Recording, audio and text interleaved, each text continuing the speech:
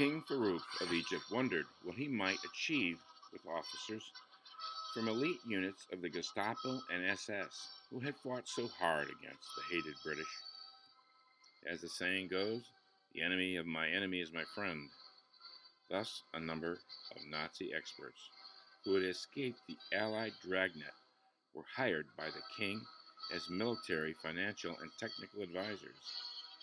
Although King Farouk himself was ousted in a military coup in January 1952, the generals of the Egyptian armed forces were themselves great admirers of the Nazis and availed themselves of further large-scale imports of ex-Nazi expertise. They were to be helped by SS Commando Otto Skorzeny in recruiting large numbers of former Nazi fugitives from Argentina for key posts in the new regime in Egypt. It is Otto Skorzeny who is generally credited with setting up the famous escape network to help Nazi criminals escape Europe after the war. It was called the Rat Line, but it was also known as the Odessa Network. Thousands of Nazi war criminals benefited from his escape network, a network helped by the Vatican's own secret service.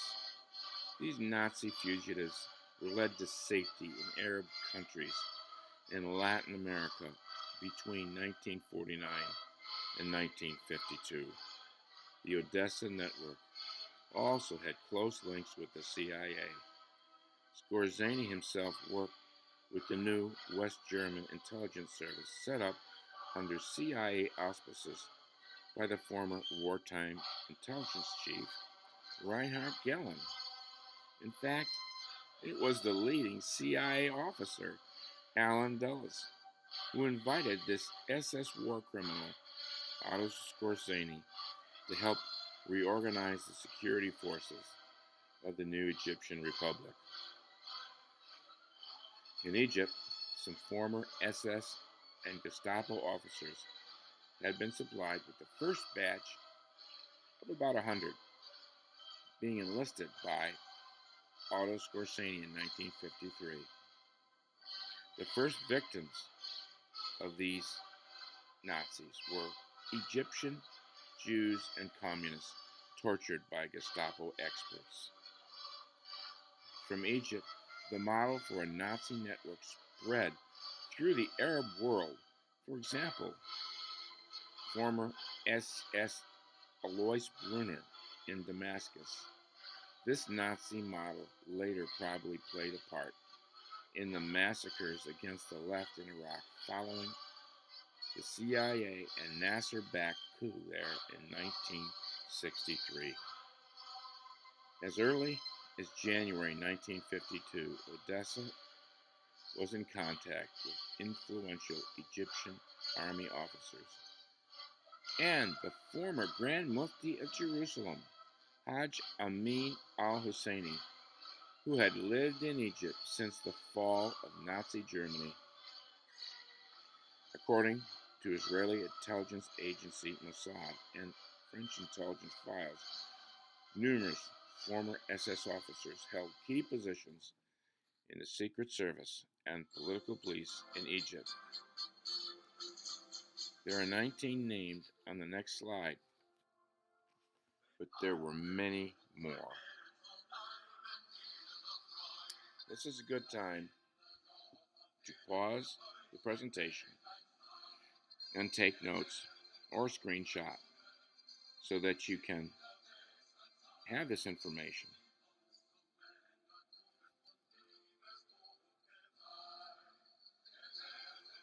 Added to this were a number of former Nazi officials and 60 military experts, mostly former Waffen SS men, who assisted in the training of the Egyptian army. Several of them were also linked in 1958 with the then Algerian government in exile. At least 200 German and Austrian scientists and other personnel were deployed in the new aircraft and missile center at Helwan, where the new staff physician was Dr. Hans Ilse, SS captain and medical torturer in the death camp at Buchenwald. Gamal Abdel Nasser was well disposed toward Nazis.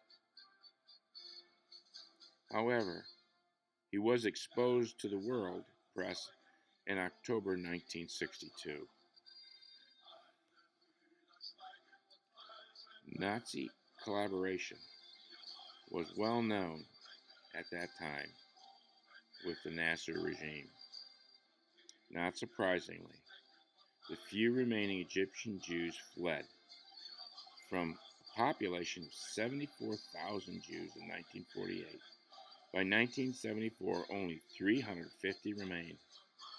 In 1956, 4,000 Jews were expelled after being forced to renounce all property claims and financial claims.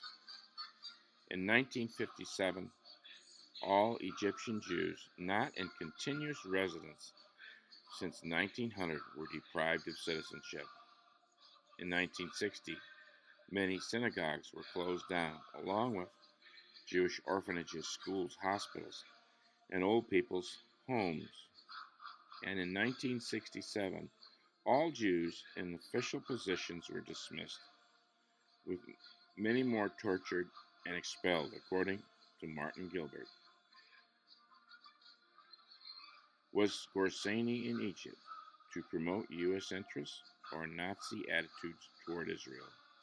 Here we see Arabs in uniform giving the Nazi salute.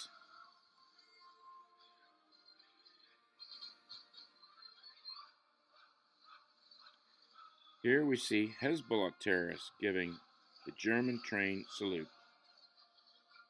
Under CIA sponsorship, Gorseni began promoting fascism in the Middle East. Here we see one of several slides showing in alphabetical order the Nazis who played roles during World War II. And you will be seeing here the German names and some of the new Arabic names that they assumed. Then in the second column, it shows their jobs under Hitler. And in the third column, it shows what they began to do in their new assignments in the Middle East.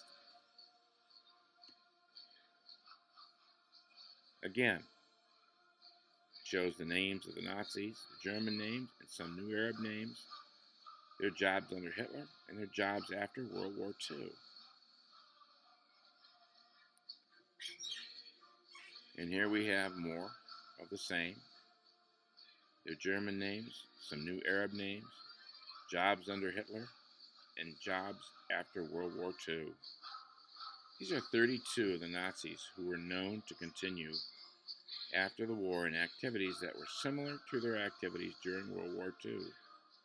Some took new Arab names, some even converted to Islam.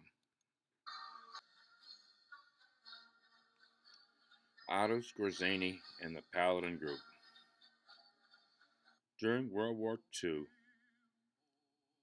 Otto Skorzeny was an SS colonel, commando leader, and Hitler's favorite soldier. He also commanded a special infiltration unit composed of English-speaking German soldiers who wore American uniforms and infiltrated American units behind enemy lines. Throughout the war, Skorzeny would become one of Germany's most highly decorated soldiers, participating in and commanding several commando missions.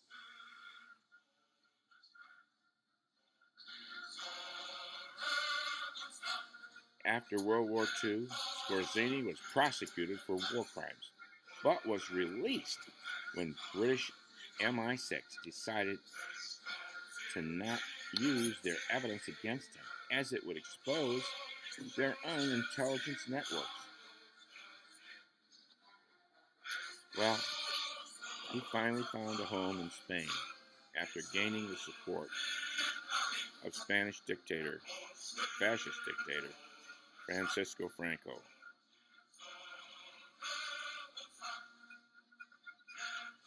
In the late 1940s and early 1950s, he was a member of Odessa, a clandestine group. He founded a large fascist political network in Spain, which printed and distributed fascist propaganda and created branch organizations throughout Europe and Latin America. He also served as advisor to Argentinian President Juan Perón and bodyguard to his wife. Juan Perón was a fascist. In the early 1950s, Skorzeny began to organize a mercenary group composed of SS, Gestapo, and Wehrmacht veterans. The goal of this group was to support fascist regimes and right-wing extremist movements across the globe. This was mostly in the form of training, especially guerrilla groups, but also by providing crack commando troops and boots on the ground. In 1960, his mercenary group was officially incorporated as the Paladin Group. Co-founded by a rogue American CIA Special Operations officer and Odessa member named Colonel James Sanders. If there was a conflict that occurred in Europe, Africa, Latin America, or Asia during the 1950s to mid-1970s, you can bet that the Paladin Group, or its nameless predecessor organization, had some role in it.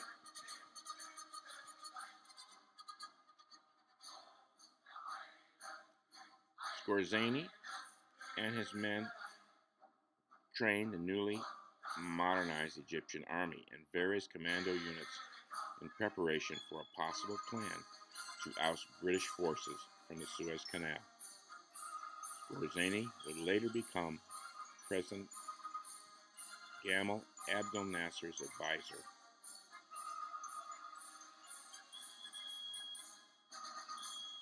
Throughout the 60s, the Paladin Group served a wide variety of clients. The Spanish government hired them to fight a clandestine war against the Basque nationalist group ETA. They were hired by the South African Bureau of State Security. There were rumors that Skorzeny was training Green Berets for special operations in Cambodia and Thailand. One of Skorzeny's biggest clients was the Libyan dictator Muammar Gaddafi, who hired the Paladin Group to help plan and execute the coup which put Gaddafi in power. And then he had them train the Libyan army. For the most part, the Paladin Group supported fascist dictatorial regimes or right-wing extremist guerrilla partisan movements and vehemently opposed left-wing or communist movements. However, Skorzeny often took jobs that either suited his needs or put a lot of cash in his wallet. A perfect example would be, in the mid-1950s, he was contracted by both the Israelis and Palestinians. Among his most famous or infamous clients was PLO leader Yasser Arafat. Yasser Arafat was the cousin of al-Husseini who I mentioned before was the Arab Hitler. Arafat was taught the techniques of terrorism by Scorsese, who used them on advancing Allied forces in the Battle of the Bulge. The SS Werewolf commandos, trained by Scorsese, used terror against the Soviets and the Western Allies up to 2 years after the surrender of German armed forces. Seeing that the Werewolf commandos were too few in number to drive out the Allies, Scorsese directed them to focus on Middle Eastern nations that were hostile to Israel. Between 1967 and 1974, the Paladin Group also took part in the organizing and execution of a series of military coups in Greece, leading to a civil war in which the Greek monarch Constantine II was ousted from power and replaced with a military dictatorship. The Paladin Group came to an end in 1975 with two major events. First, Otto Scorsese died of lung cancer. Second, Francisco Franco likewise passed away. With Franco gone and a new democratic government in power, there was little tolerance for fascist organizations. The Paladin Group was expelled from Spain. Without a home and the leadership of Scorsese, the Paladin Group was disbanded.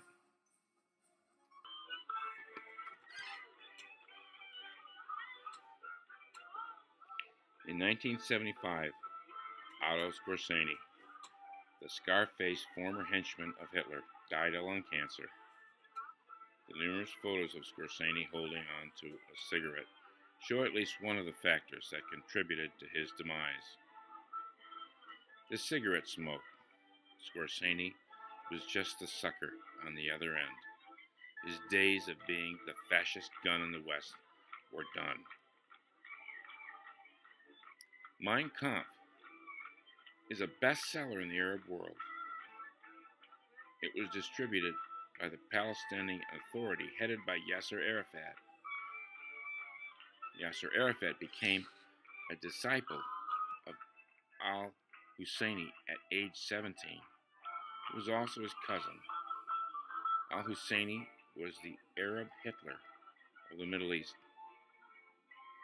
Here, a recent picture of Palestinian soldiers under the leadership of Arafat making the traditional Nazi salute. The Nazi influence of Husseini and Scorsese infected Muslim lands with much more hatred of Jews. The Jews accepted this 1947 UN partition plan. Arabs did not.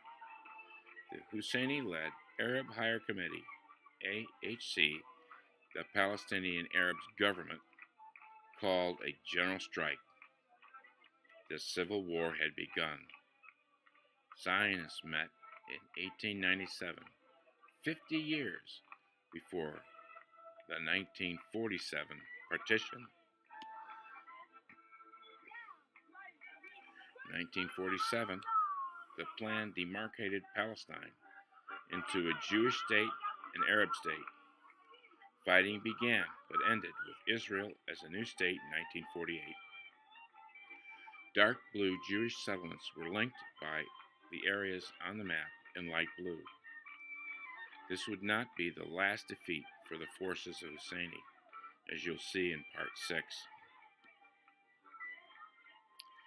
Jews celebrate in the streets of Tel Aviv moments after the United Nations voted on November 29, 1947. Again, 1897 is 50 years from 1947.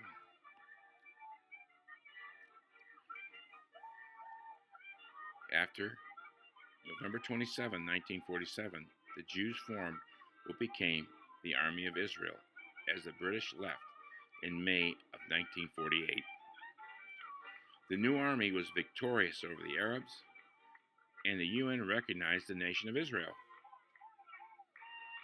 Would Arabs accept the new Jewish state? Find out how Hashem would help Israel in spite of Arab resistance, and what happens next in Israel, Part 6. For more information and ways that you can help us to blow the trumpet in Zion and sound an alarm, you may contact us, Hope of Israel, Tikva Yisrael, by email, shlomo1335@gmail.com. Ask for Shlomo. Am Yisrael Kai.